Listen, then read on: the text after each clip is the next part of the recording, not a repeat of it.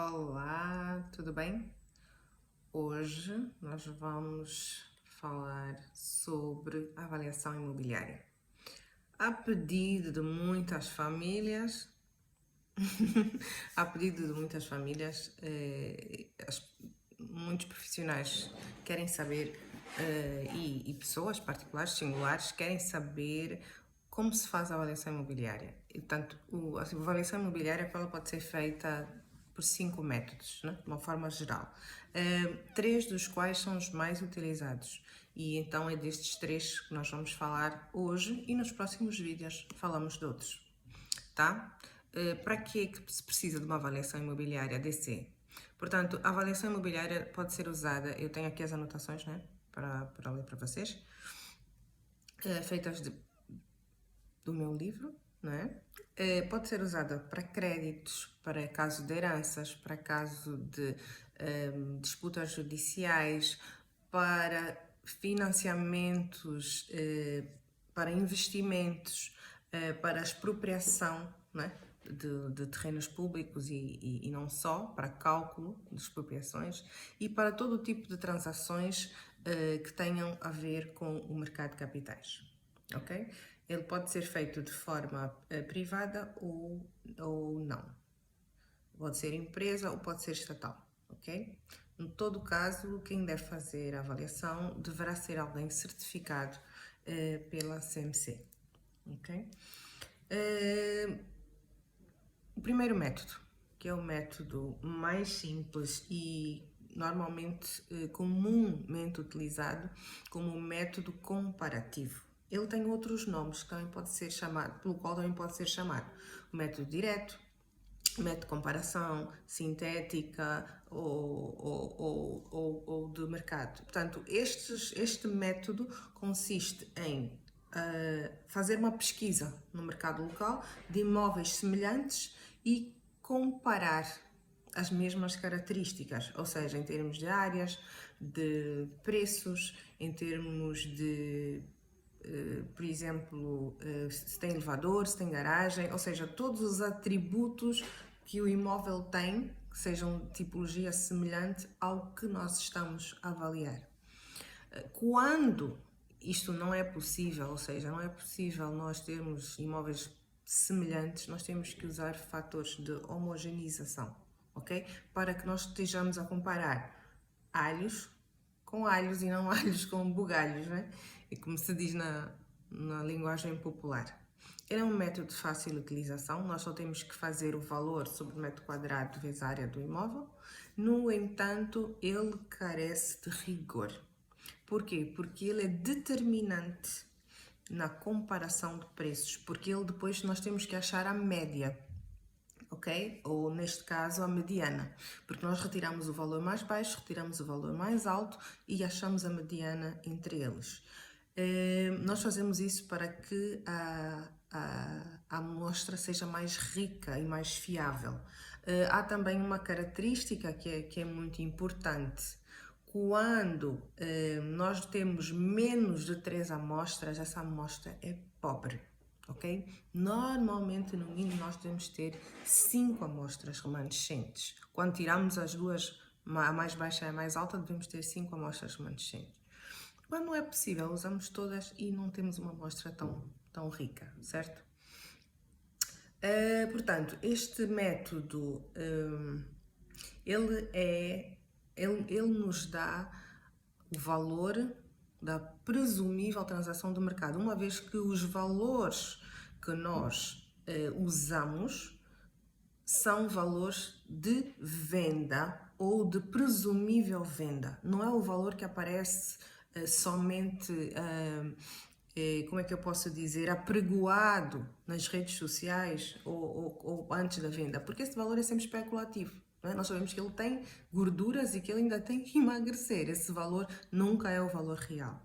Então, ele tem que ser o valor após. Outra característica desse método que é importante é que ele deve ser usado em imóveis comuns, onde a amostra pode ser significativamente recolhida. Onde não há edifícios semelhantes, como por exemplo hospitais, museus e outro tipo de escolas diferentes ou algo assim, não deve ser usado. Porquê?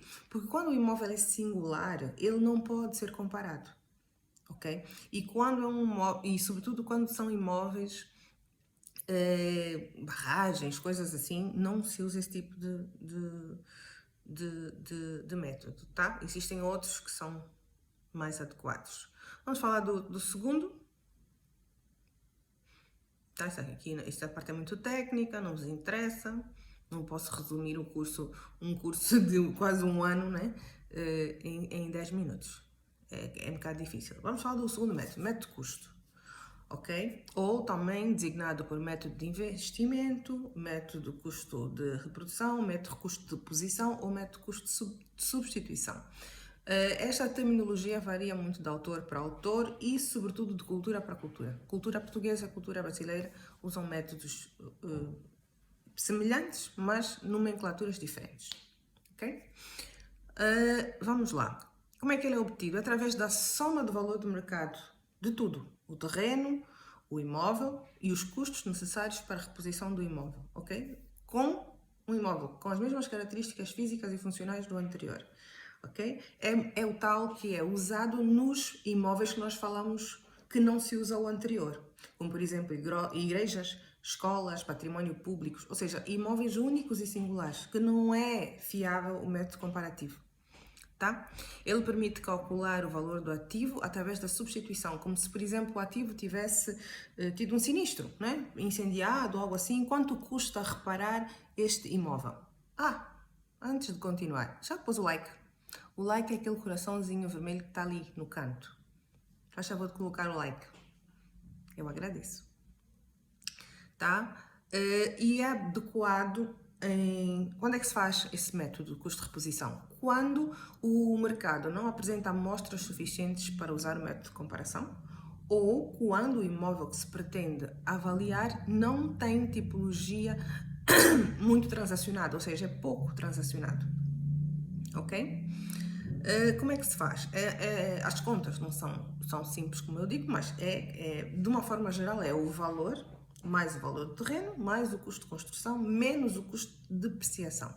Esta é a fórmula base. É claro que depois, quando você vai fazer o relatório e a tabela, são umas tabelas assim, digamos, interessantes.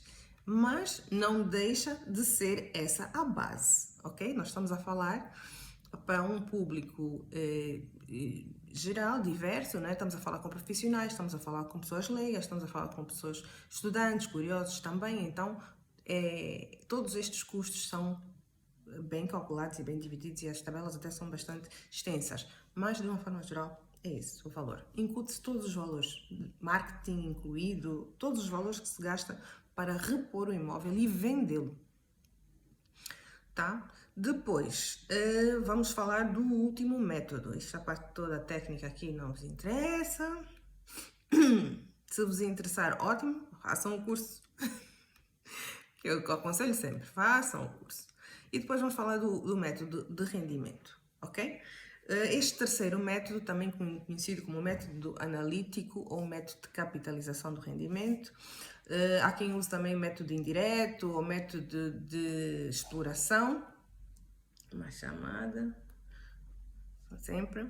E, portanto, é utilizado quando o imóvel é passível de rendimentos, ok? Por exemplo, seja a ser explorado, seja um imóvel arrendado, seja um imóvel que gere dividendos, então o lucro é um método que pode ser usado para isso, ok?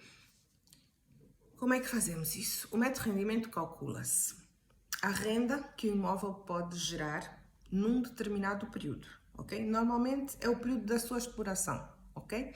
É o valor da renda vezes 12 dividido por T, não é? Normalmente começa-se pelo ano, né? É normalmente o mínimo que se calcula e não esquecendo que tem que se colocar a taxa de capitalização, onde é o R sobre o V, sendo o R o rendimento e o V o valor bruto, né? E a T taxa de capitalização. Pois o que ele é, Por que que este método é usado? Ele é usado porque há imóveis que precisam de ser comparáveis não pelo que valem só por si, mas porque eles valem com o património que gera dinheiro.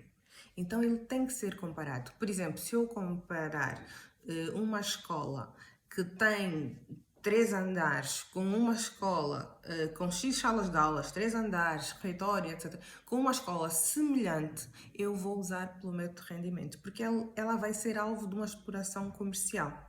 Ok? Eu não vou só comparar área por área, porque o objetivo daquela escola é a exploração comercial. Né? Tu falar de escola, pode falar de shopping, pode-se falar de lojas, tudo que seja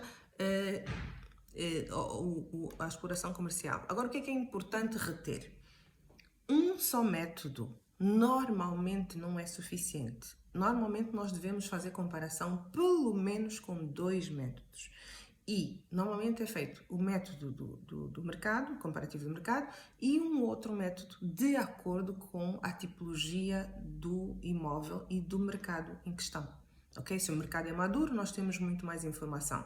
Se o mercado não for tão desenvolvido e maduro, nós não temos informação, então temos que recorrer a outros métodos. E no relatório, que é alvo de outro vídeo, nós vamos falar como deve ser constituído o relatório de avaliação. Ok? Quais são as coisas mínimas que todo relatório tem que ter? Todos os relatórios têm que ter, uns mais ricos que outros, mas todos eles têm que ter, no mínimo, os pontos que nós vamos falar no vídeo a seguir. Obrigada e por hoje é tudo. Até já!